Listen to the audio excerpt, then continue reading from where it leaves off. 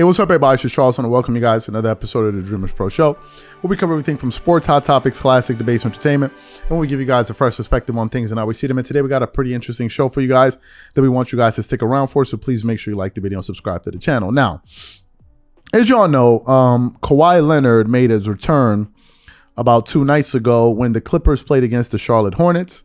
It was a very close game. He ended up finishing that game with about 16 points. And he made 2 very clutch shots towards the end of the game. One was like kind of a broken play where Paul George swatted the ball from going out of bounds into Kawhi Leonard's hands, laid it up. And then after that, he hit the go-ahead jump shot with about a second left on the shot clock to seal the victory for the Clippers. And some Kawhi Leonard fans were very, very excited about it. But some Clipper fans were, they expressed their frustration justifiably. Why? Because you look at what the Clippers can be with Kawhi Leonard and Paul George, and then when you always see them out, for example, Kawhi's only played 6 of the 25 games this season for the Clippers. Paul George has played 17 of the 25 or 26 games or whatever it is for the Clippers. So you can understand the frustration that a lot of people have about the Clippers this season. Coming into this season, as a matter of fact, I had them and the Golden State Warriors being the 2 teams to make it to the Western Conference Finals, and I thought that the Clippers would ultimately be victorious and represent the West, in the NBA Finals. But obviously, when the season started, Kawhi Leonard only played 2 of the first 4 games, and then from that point, I think he missed the next 8 games. And I think, as I said, he's only played 7 games this entire season. I started to lose a lot of hope on in the team because I didn't really understand what his status was going to be.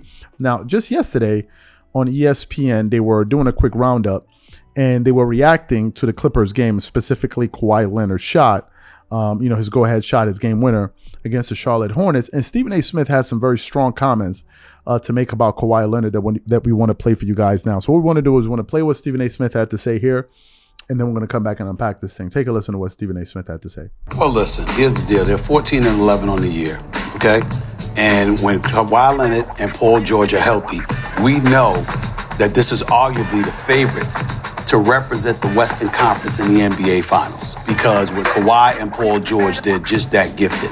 I'm just a person that has no faith in the health of Kawhi Leonard. He's a guy that wants to be 100% when he plays, and anything less is it's an excuse not to be on the court. Hopefully that's changed this year because he's certainly gotten his money.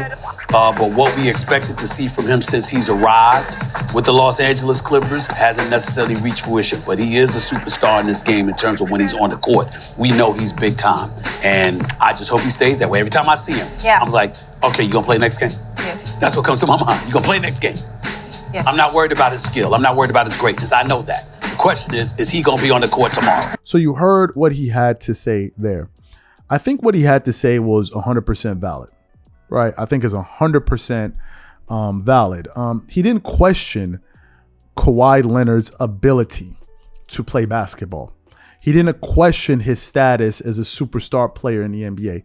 He didn't question the roster construction of the Los Angeles Clippers. He didn't question the coaching of Ty Lue. He didn't question any of that.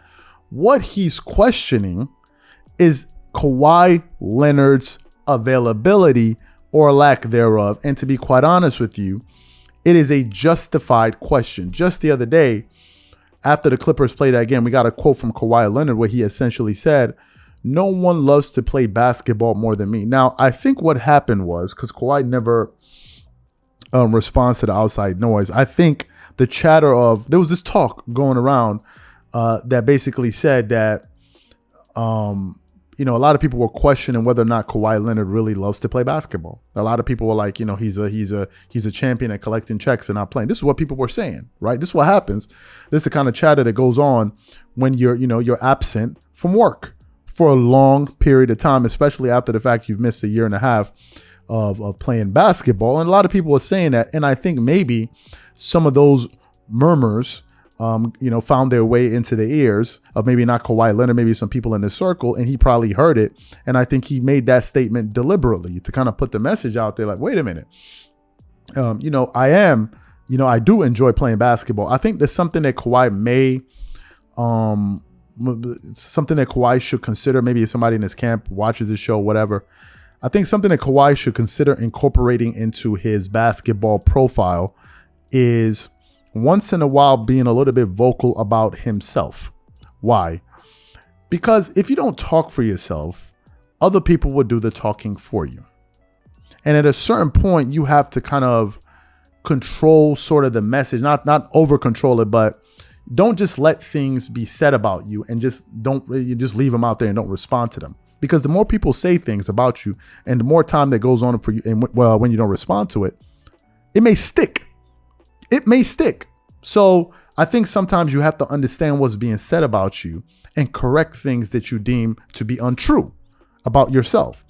And I think it was a good move for him to do that. I'm not saying that Kawhi Leonard should be on Twitter now responding to every person that says X, Y, and Z about him, but you have to hear what's being said about you, because at the end of the day, yeah, people are going to judge you on what you accomplish, but they're also going to judge you on the way you represented yourself and your legacy, right? So when you talk about yourself, those things are also going to be counted, counted towards you. So to me, I think Stephen A. Smith is 100% correct. If we're looking at the Clippers quickly at a glance, the Clippers currently, as we speak, are the number 6 seed in the Western Conference. Now that's nothing to twerk about. Why? Because the number of losses that separate the 1st seed and the 8th seed is 3. All right. The number 1 seed in the Western Conference is the Phoenix Suns. They have 8 losses. The number 8 is 11. Right. And then between the number 6 and 8 there's no losses. All have 11 losses. So if you lose 1 or 2 games, you may drop extremely fast. The Lakers, think about this. The Lakers only 4 losses out of first place. Out of first place in the Western Conference. Out of first place. So I hope the Clippers don't have this sense. They don't feel this sense of security like, oh, well, we're the number 6 seed. We're doing fine. No. I think the Clippers need to start to build chemistry now. They need to start playing their players, right? What did I say in the last show?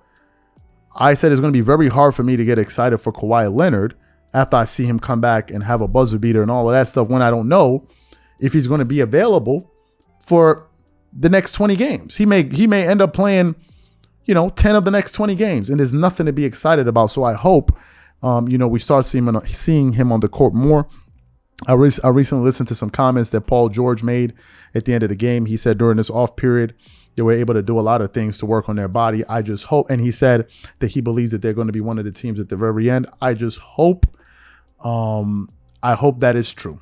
I hope that is true. And Paul George also needs to be very careful, because in the past he's been a bit presumptuous, and whenever things don't go his way, usually they're going to go out there and dig up his old quotes and use it against him. So these are my thoughts and opinions. The question to you guys is simply this: what do you think about what Stephen A. Smith had to say about the Los Angeles Clippers and Kawhi Leonard? What do you think about some of the things that we had to say? Whatever you guys think, please leave your thoughts and comments in the comment section, and we catch you guys on the next show. Peace.